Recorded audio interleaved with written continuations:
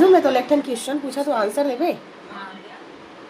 Question पूछो पक्का देबे जी और देबे तो तोर 500 इनाम, ठीक है। आंसर दे डालबे ता चल। तोर पास एक ठा रुमाल है, ठीक, और रुमाल के एक कोना काटबे तो रुमाल में के कोना बनी? रुमाल के एक कोना काटबे ता कितना कोना बनी? रुमाल में कितना कोना है ये बताइए पहले। 4 ही कोना है। हाँ एक कोना,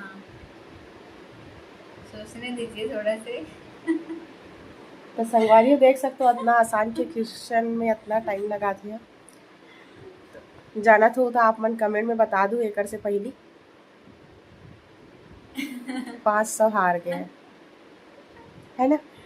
500 हार, 4 ही रही ओ कैसे? तो संगवारी हो हार चुके हैं। ओकर फाइनल आंसर आप मन कमेंट में बताओ। मिलता नेक्स्ट वीडियो में, तब तक के लिए बाय बाय। और 5 ही आंसर है काबर की 4 ला काट देबे।